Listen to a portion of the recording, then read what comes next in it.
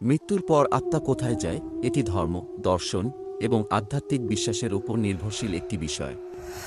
বিভিন্ন সংস্কৃতি ও ধর্ম এ সম্পর্কে ভিন্ন ভিন্ন ব্যাখ্যা দেয়। ইসলামিক বিশ্বাস, ইসলামের মতে মৃত্যুর পর আত্মা বারজাখ নামক এক মধ্যবর্তী জগতে প্রবেশ করে, যা কিয়ামতের দিন পর্যন্ত স্থায়ী থাকে।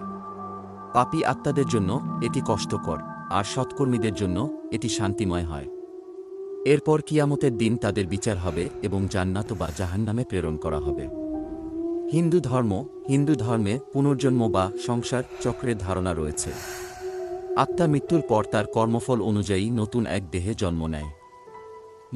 মোক্ষ লাভ করলে আত্মা ব্রহ্মের সাথে একীভূত হয় এবং পুনর্জন্মের চক্র থেকে মুক্তি পায়।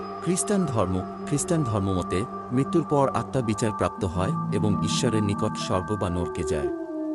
কিছু খ্রিস্টান সম্প্রদায় পরকালীন বিশ্রাম বা শুদ্ধিকরণ ফোর্গেরই বিশ্বাস করে, যেখানে আত্মা শুদ্ধ হয়ে স্বর্গে প্রবেশ করে।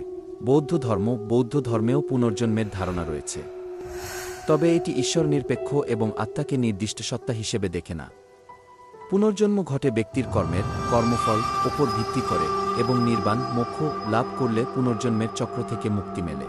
আধ্যাত্মিক ও দার্শনিক মতবাদ অনেকে বিশ্বাস করেন আত্মা বিশ্বচেতনার সাথে একীভূত হয় বা শক্তির কোনো রূপে রূপান্তরিত হয়।